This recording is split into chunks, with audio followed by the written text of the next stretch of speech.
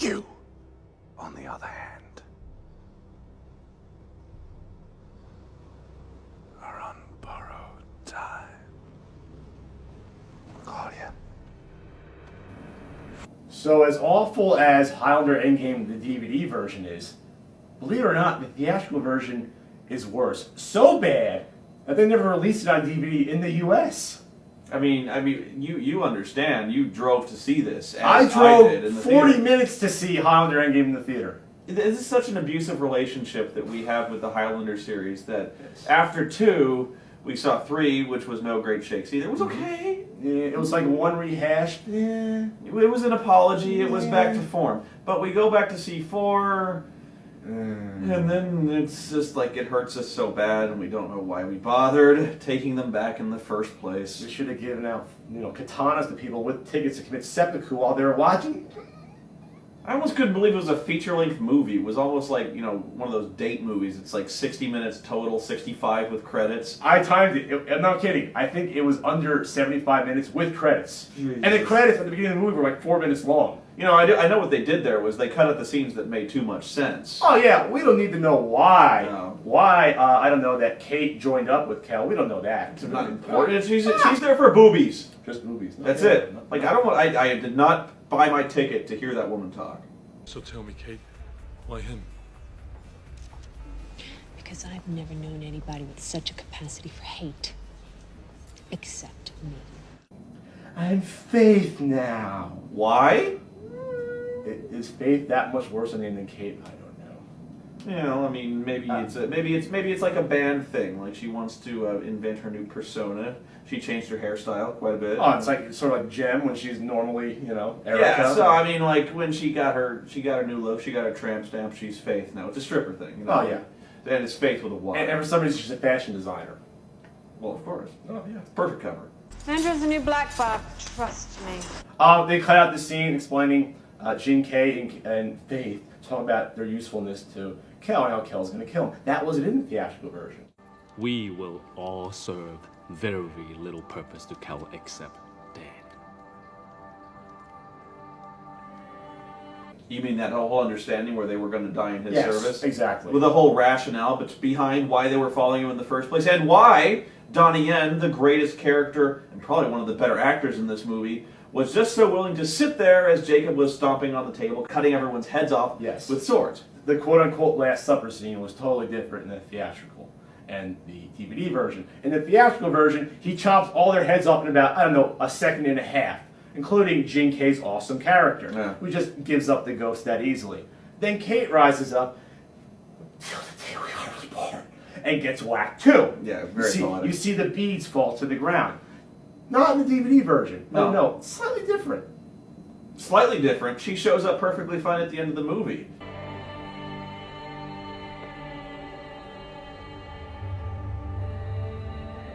So why are you here? Oh yeah, that scene wasn't in the theatrical version at all. No. Would have been handy to know how she escaped that particular scenario, just losing her pearl necklace. Maybe Kel had a change of heart. For whatever reason, Kel made his choice.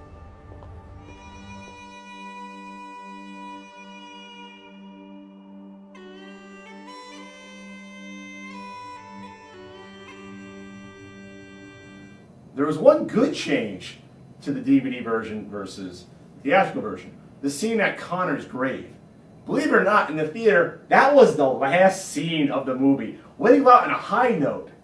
And not only was it the last scene, it was an awful blue screen effect that wasn't finished in the theater. I wish I could show you. The footage is not anywhere because they don't have the theatrical version on DVD. But it was Duncan at Connor's grave, which is blue behind it. At least in the DVD version, they put some nice trees and clouds and stuff. So, they released an unfinished product, but it's so confusing trying to keep these editions straight because apparently there's some kind of mysterious Phantom Edition that was on four versions of this movie. There's 4 theatrical, DVD, early work print version on DVD, and if you search on the internet like I did 10 years ago, there's a work print version that's totally different than the other versions. You see what this movie has done? He's been searching the internet for just some way to make sense of this travesty. I need a purpose. He's trying to find some way that you can just arrange these scenes so that they make some kind of sense, but you're forgetting the 5th version, which is the Bizarro-verse version, which was somehow beamed to our televisions in the form of the trailer. A supernatural enemy has grown too strong for any immortal to face alone. He surrounded himself by immortals loyal only to him.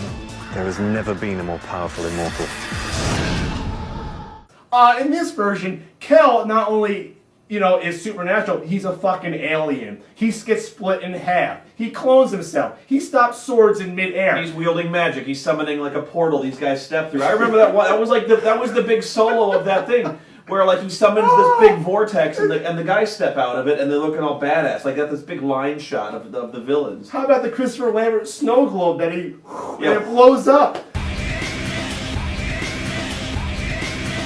I mean, what is this? They shot these. This isn't like cutting out scenes that they were shot. They shot these scenes specifically to get the rooms in the theater. Well, I mean, either it was some early footage they shot for the film that they ditched and completely rewrote, or they shot these scenes specifically for the trailer as a deliberate attempt to mislead the audience into thinking there was anything interesting in this fucking film. All of a sudden, they're turning this sword fighting thing into a sci-fi movie of the week, and I went on Highlander news groups back then to people that were somewhat involved with the TV show, and they would said, "Oh yeah, they just spent a couple of million on bullshit shots that never were going to be in the movie ever." So it's really great that deception is the whole movie is the bait and switch. Not just deception, the most probably blatant false advertising I have ever seen for a movie being released. I also see someone who's lost hope. Life brings hope and pain. But revenge never brings redemption. What's it do with Connor? He acts nothing like he did in the movies or even the pilot episode of the show. And he looks like he's about 1,000 years old. Christopher Lambert was only about, I believe, 39 or we'll just say even 40 years old when they filmed this. They made him look about 67 years old. His hair was slicked back and terrible. He had a Moe haircut. He just looked terrible. I mean, I can get the desire to, try to hide the fact that he's aging when he has visibly aged. But to make him look like the fucking Ghost Rider was not the solution to this problem.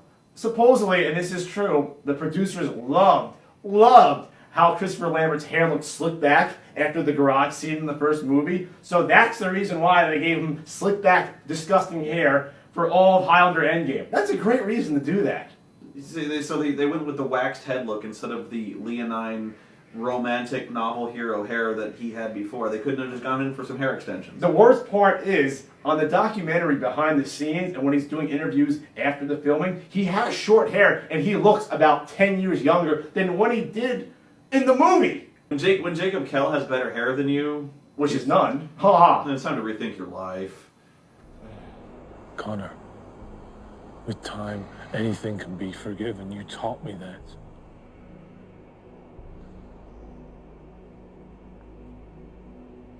Did I? So it's hinted in the movie that Connor might be slightly guilty over killing Jacob Kell's, fake dad, since no mortals really have real families. I just feel heartbroken about killing the guy who burned my mother alive. Oh yeah, burned her mother alive and what? Put a nice gunpowder around her neck so she blows up? Oh yeah, I feel really guilty about running someone through after that. You gotta love the little personal touch he put on there. Like, I'm doing God's work, but, we gotta shine down a little bit. We gotta blow some shit up. Another moment in the movie that the theatrical version was different than the DVD release. The theatrical version, it's clear that the father's coming up to kill Connor. The DVD release, for all of a sudden, this homicidal maniac priest who wanted the mother dead and burned her at the stake said, "Let her go, Connor." Now he's comforting? Are you kidding me? The priest is being all understanding about this now. He's being the counselor. Understand the pain I just caused you, Connor. Let her be, Connor.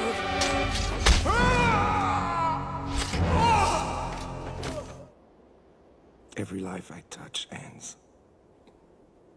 Brutally. And for no reason. It's a curse that's followed me for centuries. I can't outrun it, and I can't outlive it.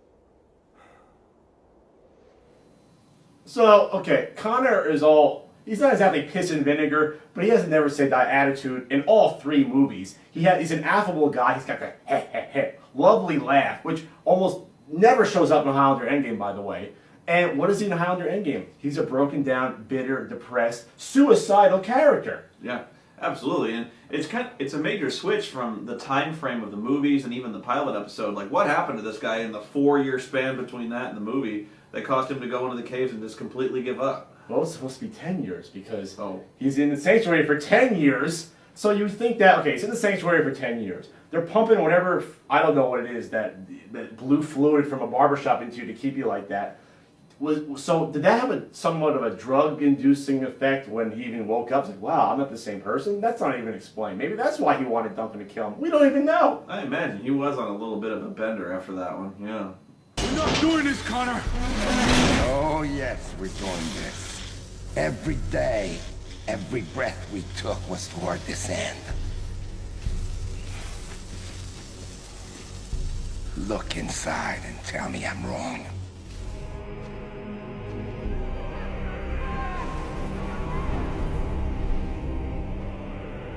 Jacob Kell. So Kell, huh? Jacob Kell.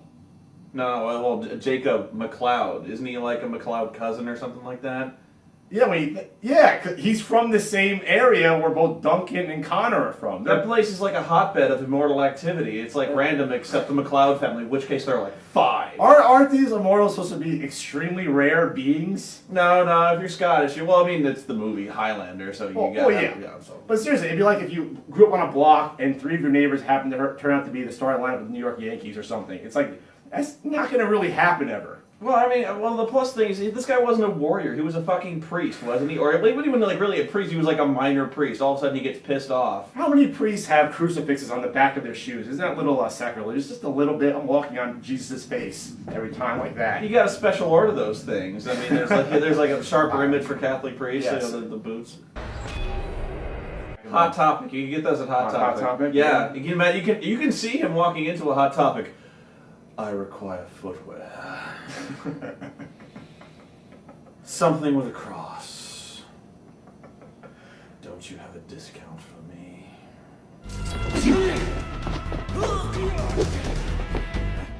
Jacob Kell has this United Nations, basically, gang of immortals that follow him around. I guess it's not really clearly explicitly said they must gang up on all the enemies and kill them for Kell, or weaken the immortal for Kell, and Kell takes their head. But why would they be following Kell? Is he really charismatic? Is he like a Ringling Brother, Barn Billy sort of ringmaster, just getting all these guys together for him? It's never explained. It's not even hinted at. He doesn't really strike you as the threatening type, you know, the guy who is just going to end your ass if you fuck with him. He's more likely to post like a really negative review of your hair salon on YouTube. His own hairstyle is kind of shaved a little bit. But in the immortal world, there's nothing ever said, even in the series, about if you kill 600 immortals, you know, you get this power of transporting back and forth. 650 kills, you get a free Slurpee. That doesn't happen. Your swordsmanship is what drives you. You might get a little bit of I don't know. It's nothing to do with swordsmanship because the guy, like on the Watcher Wikipedia thing, like you type in a guy's name and it has like a score. Yeah, like how many frags he's got. So you know this guy's got 630. Oh well, this guy's got 752. He's way better. Yeah, never was that ever quantified. They never said, okay, you kill more guys than me, you're more powerful. That never really was explicitly said, ever, in the movies or the series. And I mean, that kind of makes sense. You've killed 100 more guys, you've got 100 more dudes' power, but like if all of a sudden Bruce Lee started fucking with Kell, I would not give Kell a snowball's chance in Dallas. Yeah, it should be like hit points, you know, or I should say it should be like, you know, RPG points. If you kill 100 slimes in Dragon Warrior, you get 1 point. If you kill 100, you know, golems, you get a lot more. You know, so who cares if Kell has taken the heads of newbie immortals? That's guys who weren't even fighting back. Yes, exactly. So it's like great. You know what I mean? It's like beating up. Yeah, I can beat up 100 6-year-olds at the same time, just kicking them. But trying to take out like, you know, a 35-year-old mixed martial artist, it's not going to be the same thing. And that's basically what Kell's doing with his own, you know, gang of goons. Tell me, Carlos, how much is your life worth? Don't start this bullshit. Because the only way to win your freedom is to kill me. You're crazy. So this gang is so in awe and fear of Jacob Kell, the Highlander 3, that they don't try to gang up on him and knock him off themselves? Well, I mean, you just think it'd be really insufferable to try to travel with the guy. Can you imagine going through the drive-thru with him? I would like a Frosty. I would like a small fries. What else do you guys want? I would like 4 double cheeseburgers. Yeah, a little bad. Donnie, you want some fries? Yeah, and you know you say no, but last time you started stealing my fucking fries. Do you want some or not? I'll buy you fucking fries. Donnie Yen's character is the most badass of them all. The only redeeming scene in the entire movie, in my opinion, is the fight between him and Duncan in Connor's loft. And you're going to tell me that Jacob Kell, who by the way showed no good swordsmanship, I'm not going to get on the actor that much, but compared to frickin' Donnie Yen spinning around, you know, his bow with blades on the end, I mean, you're trying to tell me that he would be in fear of Kell? No way! Well, I mean, the weapons and swordsmanship also raises the nagging question, of course, why doesn't one of them pack a shotgun? Well, the one character that they killed off... He does carry guns, right? He has a gun, which is, again, not against the rules, but frowned upon, which brings up another point. Who enforces the rules? Are they static? Are they just a whole thing of an honor code? In the series and in the movies, the Holy Ground rule is basically set in stone. You do not fight on holy ground. Even the most evil of immortals, Kurgan. Even the evil General Katana. Callus from the series. They all have Ks, by the way. I never got that. They all, Xavier St. Cloud, not a K, but almost. They all followed this Holy Ground rule. So it didn't make any sense for Kell just automatically start slashing the guy's necks. Which, by the way, pissed off fans so much in the theatrical version when it's explicitly Holy Ground that in the DVD version they made it more ambiguous, which makes it even more strange because then why would, if you're an immortal, why would you hook yourself up to, you know, a pump of drugs if it's not Holy Ground? What, did they get tricked into just doing that? You're like shooting fish in a barrel. You raged for like 3 minutes. Am I too excited over this? You're very passionate.